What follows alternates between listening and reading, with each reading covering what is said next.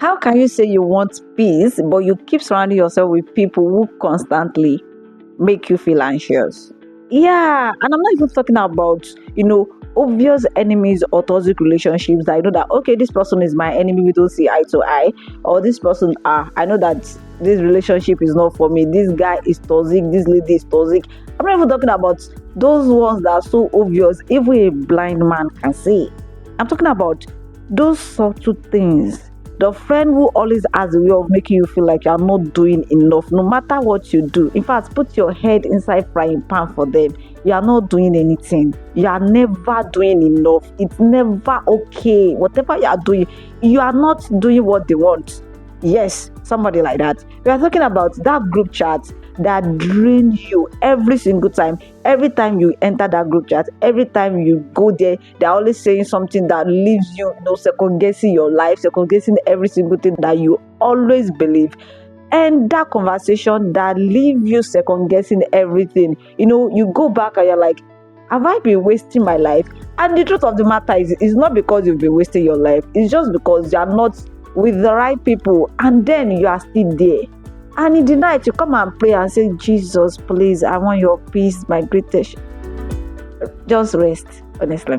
Honest, because so, hi, men and babes, boys and girls, toddlers, and grannies, adults. Hey, you're welcome to another episode of the Walk with A.F.I.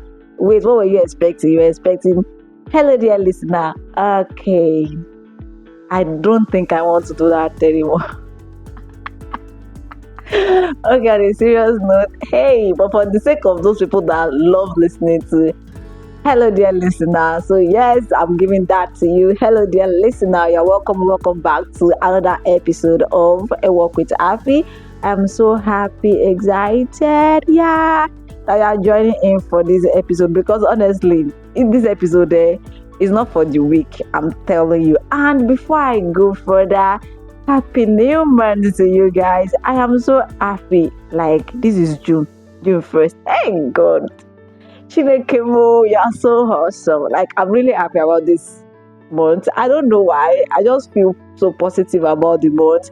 And I guess that's the work of positive mindset and positive thinking, because I believe that whatever comes my way this month, God got me. I've been taking this Bible plan on Psalm 23 and it's been amazing. I mean, really, really amazing. I'm like, okay, is this the same Psalm 23 that I'm always reading as a child? And up to now, and I'm seeing new things. Oh my God. This is so awesome. And I want to shout out to the person that sent me the link to that Bible plan. Thank you so much. I love Belle. I love you. I love the Bible plan, honestly. And so, again, I'm going to say this. This episode took me a while to record. So let me gist you. So when I was supposed to record this particular episode, I woke up as early as possible so that, there won't be distractions and all of that. But guess what? It started raining. I said, God, thank you so much for this rain. So I carried my blanket. I said, God, thank you very, very much for this wonderful day. And I slept. So when I woke up, it was bygone because of distractions and all of that. So I said, fine. The next day, I'm going to wake up very early and get this thing done. And believe me sincerely, I did wake up very early. But then, imagine what happened again. This time, it was not the rain. This time, birds. I don't know if you can even hear them. They've been singing since I woke up, and I've been trying to delay. But then I checked the time. I'm like, you know what? My people are going to enjoy listening to myself and these beautiful birds. I don't see them, but they sound so well. They sound so beautiful. They sound like angels. So please, let's just enjoy this episode with their sound. Exactly. So here is one thing that I've learned, that you can't stay in the place that contradicts what you are pursuing. Because how can peace grow in an environment where you are constantly doubting yourself? It's not even possible. It's like you are trying to lose weight and you constantly visit your friend that wants to add weight. But now, like, it's not even adding up, because while you are trying to watch what you eat, your friend is trying to eat everything to add weight. You can't tell me that you will possibly not, have the infilling to eat what your friend is eating. Let's even say you are not doing that. Let's say it's you. you are hitting the gym, and once you are back home, you carry one pot of apple or gari, I mean eba, and you are eating. My darling, you're not ready. Seriously speaking, or you're like me, you want to add weight, but then you don't eat. You are not a foodie. So how do you want to add the weight? Do you understand? So it's not possible that you are constantly seeking peace and then you are surrounding yourself with people, you are staying in environment that negates what you are seeking. It's not possible. And the amazing thing is, well, is it amazing? Yeah, it's amazing because I've been there. So I can talk about it because I have been there. There was a time when, I had people around me who intentionally or not, because that's the thing. Sometimes those people do it intentionally, and sometimes some of them, they don't even know what they are doing. Like, they don't realize that that is the effect that they are having on people. You understand? And these people made me question what I have spent years building. They made me question, values. They made me question things I stand for. And then I'll go back and be like, wait, what is really happening? I would leave conversations feeling so unsettled, not seen, not heard, definitely not encouraged. And I'm like, I don't want to be in this space. I don't want to be in a space whereby I go back home or I go back to my space and all I keep thinking about is doubt. I keep doubting myself. I keep second guessing every decision that I've ever made in my life, or the ones I'm presently making, or the one I want to make. Do you understand? And it's not because you are encouraged. You work with some certain people, and then you talk, and then you go back home and you think about your decision or something that you've thought about before, and you're like, oh, let me think more about what my friend has said to me. That one is encouraging you to grow, but not the one that you go back home and you feel so down, you feel so unsettled, you feel like a failure, you feel like you've never gotten anything right in your whole life. I don't know if you've ever been there, because it's not even funny. The feeling is not funny. But then, eventually, I had to pause and ask myself, girl, why are you still holding on to people and spaces that make you feel less? Why you say you are working on your peace? Because it was not making sense to me. I was working on my peace. I was working on, being a better version of myself. I'm still working on that. And then I was wondering with people that anytime I go back, it's always chaos. That goes. It's not working for me. Do you understand? And God gave me the strength to walk away. And here's one thing that I've learned, that peace is not passive. It's not something you stumble into or you wish your way towards. You want peace, and when you just lay on your bed and you just recite that Psalm 23, you allow it to sink into you. That is you putting in the effort for peace, and then you pray, and then God, take away all the feeling that you have within you, your fears and all of that, and it gives you peace instead of all of that. That is great. That is you doing something. You can't just say, I wish I have peace, I'm too troubled, I'm fearful, and you keep wishing. My dear, if wishes are horses, everybody will be queens and princess and princes and kings. But then, wishes are not horses. So, I'm sorry about that. But the truth is, it's not about cutting people off, honestly, because sometimes I talk about, pursuing your peace and all of that. People think you are saying, I'm going to cut everybody off. Everybody that does any single thing that I'm not okay with, I'm going to cut them off. It's not about that. Peace is about recognizing patterns. You discover that every single time you are with these people, this is how you feel. You discover that the patterns are not even changing, like they are consistent, they are constant. That is why they are patterns, because they are like a landmark. They are there always. And funniest thing is, when the people that are doing this thing, they are not even seeing anything wrong in what they are doing, that is not your place to stay. Because if you cannot talk to them, if they cannot, reason with you, it's fine to move on. When you realize you always feel tense, you always feel insecure, you always feel drained around certain people, that's a signal. But the funniest thing, most times we always wait for the last stroke that broke the camel's back. We always wait for that. Even myself, I had that moment. I had that moment when I was like, you know what, this is the last thing. I can't take this anymore. Like, this is too much for me. Do you understand? And that opened my eyes to see that, okay, girl, you don't belong here. This is not your space. And honestly, it might feel uncomfortable. You might even feel guilty for what you are doing. It's fine. Because these were people that you once really loved with the whole of your heart. But then you have to, let go of that guilt, let go of that shame, because people will say a lot of things. Do you understand? But you don't have to hold on to that, because at some point you will have to choose what matters most. Is it you being liked or you being well?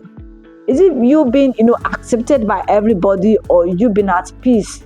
Because most times we go with, no, it's fine as long as I have people, I don't want to be alone. The truth of the matter is, I've realized that when you extract yourself from environment, from spaces that are not for you, the right set of company that you need will come. And that is just the truth. Because the funniest thing is, you love integrity, you love, being trustworthy, and you keep moving with people that are dubious, you keep moving with people that always tell lies.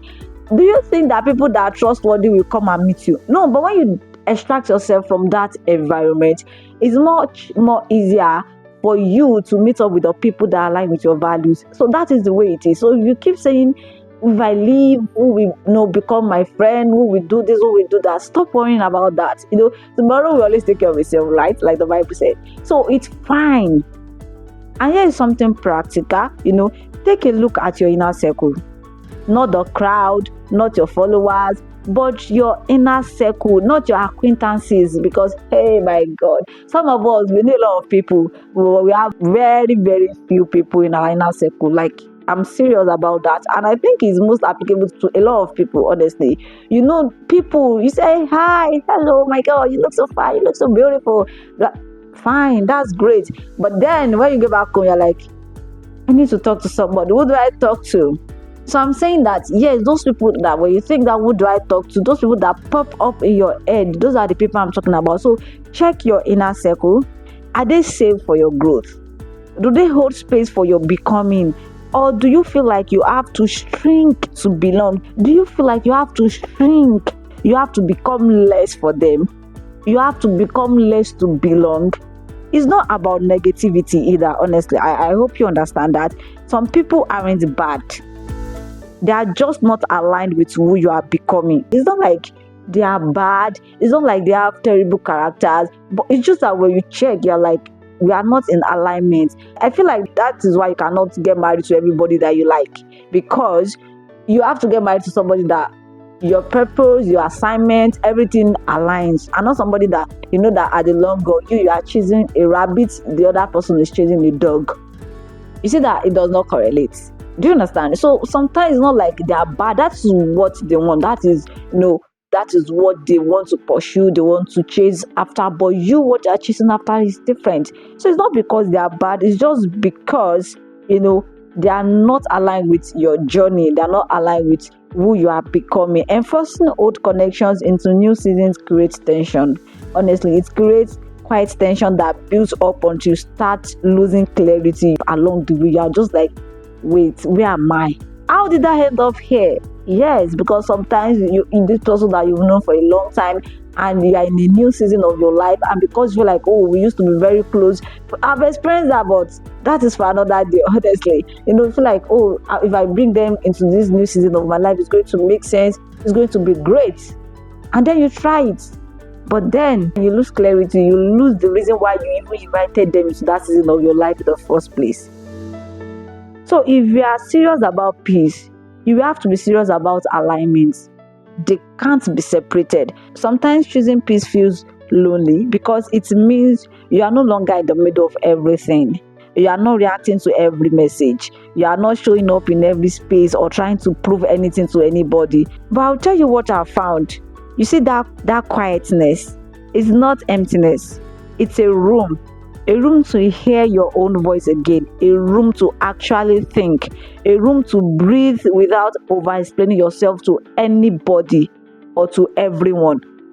You see, that peace that you desperately want, sometimes it's in the quietness, it's in you, withdrawing, it's in you setting boundaries, it's in you knowing what you want and going for it. You don't want to go out. It's fine, don't go out. You don't need to over-explain yourself. Oh, we are going out, I just don't feel like going out. It's as simple as that. No cause for wahala, no cause for fight, no cause for gbas. It is okay. I'm not going. It's as simple as that. And I know that it's hard at first. especially if you are used to being everywhere for everyone. You don't even know how to say no. Hey God, I used to be like this. Let's go. Honestly, it can be so hard at first, but when you get used to peace, you stop craving chaos, because honestly, it's chaos, it's wahala. Because I don't like going out. Do you understand? And I know that when I'm out, especially when I don't want to be out, I'm just there. And because I don't want to hurt this person, I'll be like, okay, it's fine, let's just go. And I'll just be there. But then I realize that it's so important to choose peace over chaos. So one thing that keeps people stuck is the fear of looking bitter or too sensitive. They come calling you different names. But listen, protecting your peace doesn't make you bitter. It means you are finally being honest about what you can and you can't afford emotionally. Because sometimes some of these things you can't even afford them emotionally, but because you don't want people to tag you as being bitter, and then you force it. The thing is, you don't have to hate anyone. You don't have to make a scene. It doesn't have to be dramatic. You just need to honor your space. It's okay to grow. It's okay to say, this version of me needs more clarity than noise. I'm done with noise. I need clarity. And if they don't get it, it's fine. Because your healing is not everybody's project. It's not even a group project. In my own school, your project is your project. So here's what I want to leave you with today, that if your peace feels shaky, if it's fickling, please check your circle. Ask yourself, who do I feel most drained around? What conversations leave me anxious or confused? Who actually sees me and supports where I'm going? You need to answer these 3 questions, honestly, if you really want peace, and then act accordingly. Don't hold back because of what people will say. Don't hold back because of, I've known this person for the longest time, for 10 years, for 20 years, and they are not, where you want to be, and you keep holding on to that. Please act accordingly. You don't need to announce it. You don't need to explain it. Just move with peace as your compass. Let peace be your tour guide, because you are allowed to choose peace. Even if others don't understand it, you are allowed to protect what you are building, even if it makes you look distant. And you are allowed to change the room if the room starts changing you. Don't forget, check your inner circle. It's really important. Answer these 3 questions. I'm going to say it again. Who do I feel most drained around? What conversations leave me anxious or confused? And who actually sees me and supports where I'm going? And so, thank you so much for tuning in and spending this wonderful time and day with me. This date has been so awesome. On a more serious note, thank you so much for tuning in and for having this particular date with me. If this episode spoke to you, please feel free to share with someone who needs to hear it.